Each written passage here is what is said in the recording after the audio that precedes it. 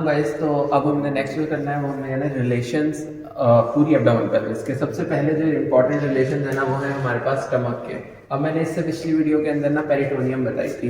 अब तो आपके पास पेरिटोनियम जो है ना, आप स्टमक के ना आपको पता है स्टमक जो इंट्रा पेरिटोनियल ऑर्गन होता है, तो इससे कुछ पेरिटोनियल रिलेशन होंगे और विसरल रिलेशंस में आपके पास वो रिलेशन आ जाएंगे जो कि डिफरेंट ऑर्गन से होंगे। तो ऑब्वियसली कुछ जो होंगे वो आपके पास ना उससे आगे ऑर्गन होंगे तो वो उसके एंटीरियर रिलेशन हो जाएंगे, कुछ उसके पीछे होंगे वो उसके पोस्टीरियर रिलेशन हो जाएंगे। और क्योंकि उन पे वो पड़ा हुआ होगा तो उसके लिए वो एक बेड बन जाएगा, तो इसलिए ये पोस्टीरियर रिलेशन होते हैं, इनको हम स्टमक बेड भी कहते हैं। और ये वेरी इंपॉर्टेंट यूनिवर्सिटी क्वेश्चन भी है कि स्टमक बेड ड्रॉ करें।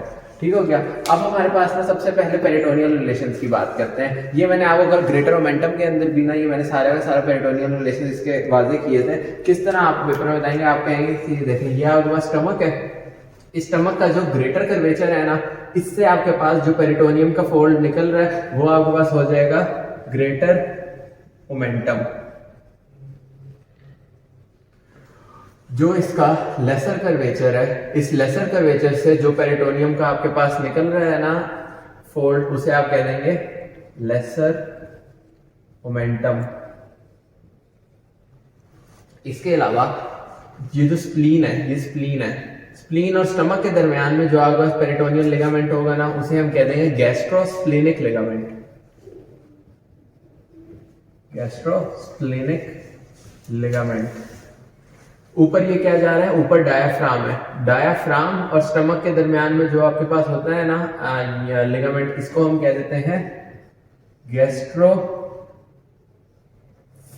लिगामेंट।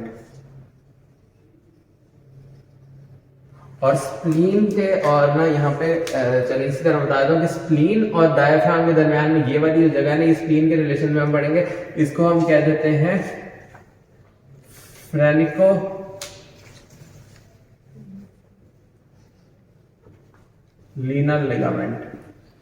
मैंने कल भी बताया था कि स्प्लीन के लिए हम लीनर का लफ्ज इस्तेमाल कर रहे हैं। तो ये आपके पास ओवरऑल रहते हैं ना स्टमक के रिलेशंस। इसके अंदर ना स्टमक के अंदर ये जो पोस्टीरियर पार्ट है ना, ये तो एंटीरियर पार्ट है। स्टमक के ना पीछे वाली तरफ ना करके कुछ पार्ट होता है जो कि डायरेक्टली ना आपके पास डायाफ्राम से जुड़ा हुआ है, क्योंकि डायाफ्राम पीछे भी सारा का सारा कवर कर रहा है तो डायाफ्राम और आगे की तरफ भी। तो इस वजह से ना ये जो पीछे वाला पार्ट जो होता है ना, जो कि डायरेक्टली आपके पास ना डायाफ्राम के बिल्कुल सामने होता है, इस पर कोई पेरिटोनियम नहीं होती, ये हमारे पास कहला देता है bare area of the stomach. Bare area of stomach. इसके अलावा ना जहां पे ये लेसर मोमेंटम आके आपके पास जुड़ रहा होता है और जहां पे ग्रेटर मोमेंटम आके जुड़ रहा होता है ना, वो जो थोड़ी थोड़ी जगह है ना, वहां पे भी आपके पास ना पेरिटोनियल कवरिंग नहीं हो पा रही होती।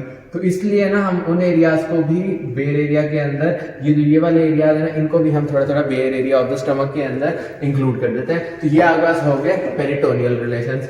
अब हम अगर देखें विसरल रिलेशंस के अंदर, तो सबसे पहले इंटीरियरली देखें तो आप देखें ये आपका स्टमक पड़ा हुआ है, आपको पता है ना, इस तरफ आपका क्या पड़ा हुआ है, स्टमक पड़ा हुआ है, इस तरफ लीवर पड़ा हुआ है। तो ये आपके पास क्या है, स्टमक है, ये लीवर। तो लीवर का थोड़ा सा जो आपके पास यहाँ पे जो लेफ्ट लोब है ना, ये आपके पास आ रहा होता है स्टमक के ऊपर। तो सबसे पहला इसका रिलेशन आपके पास लीवर के साथ हो गया।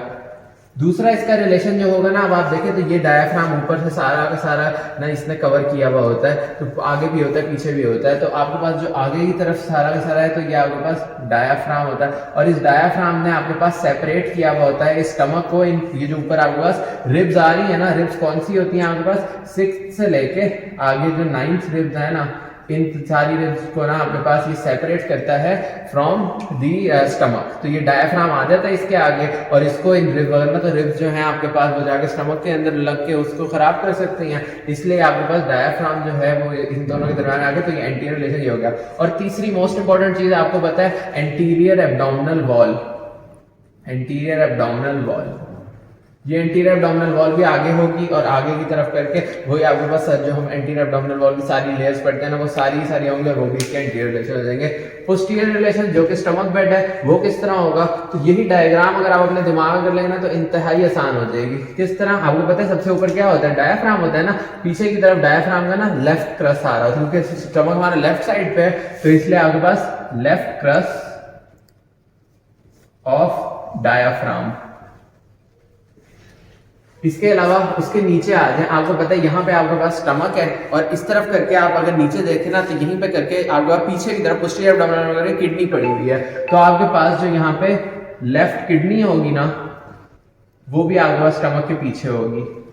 इसके अलावा लेफ्ट किडनी के ऊपर ही आपको बताया कि आपका सुप्रारीनल ग्लैंड होता है, तो लेफ्ट सुप्रारीनल ग्लैंड जो होगा वो भी आपके स्टमक बेड में आ जाएगा। इसके अलावा कभी कभी आपके पास स्प्लीन भी आ जाती है, कभी कभी आती है, समटाइम्स। इसके अलावा स्प्लीन तक आपके पास ये जाने, ये आपको पता है सीलिक ट्रंक है, ठीक है, ये सीलिक आर्टरी भी जिसे हम कह देते हैं, उससे आपके पास उसकी एक स्प्लीनिक आर्टरी होती है, तो ये स्प्लीनिक आर्टरी भी इसके पीछे से जा रही होती है, तो एक आपका इसका पोस्टीरियर रिलेशन में स्प्लीनिक आर्टरी होगी। इसके अलावा आपको पता है यहाँ पे आपके पास क्या होता है, स्टमक के बिल्कुल पीछे इस तरह करके ना पैंक्रियाज पड़ा हुआ होता है और पैंक्रियाज की टेल यहाँ स्प्लीन के हाइलम तक जा रही होती है, तो आपके पास यहाँ पे इसके रिलेशन में पैंक्रियाज भी हो गया और ये बहुत इंपॉर्टेंट रिलेशन हो जाता है। पैंक्रियाज का मैंने कल आपको बताया था ट्रांसवर्स मीजोकोलन का, कि पैंक्रियाज का जो बॉडी की एंटीरियर बॉर्डर होता है ना उसके ऊपर आपके पास आके ट्रांसवर्स मीजोकोलन की रूट लगी हुई होती है, तो यही जो आपका मतलब ग्रीन वाला है ये क्या है, ट्रांसवर्स मीजोकोलन। और उसके बाद आपके पास यहाँ पे जो ये है ना, ये जो ट्रांसवर्स कॉलम ये तो नीचे करके होता है, लेकिन इसका ये जो है ना ये स्प्लीन की तरफ जा रहा है ना, ये और भी बड़ा करके इस तरह करके होता है, तो ये आपके पास स्प्लीनिक फ्लेक्चर होता है इसका। तो स्प्लीनिक फ्लेक्चर जो है ना आपके पास ट्रांसफॉर्म का, वो भी इसके पोस्टीरियर रिलेशन आ जाएगा। तो नंबर 1 पे left crust of the diaphragm, number 2 पे left suprarenal gland, left kidney, sometimes spleen, pancreas, transverse mesocolon, splenic flexure और स्प्लीनिक आर्टरी। तो ये 8 रिलेशंस होते हैं इसके पोस्टीरियर में, और ये आपके पास ये इसके अंदर मेनली 3 रिलेशंस होते हैं। इसके अलावा इधर आपके पास मैंने बता दिया 1 2 3 4 5 6, तो ये 6 इसके पेरिटोनियल रिलेशन होते हैं। तो ये आपके पास रिलेशन ऑफ द स्टमक खत्म हो जाता है। Thank you so much.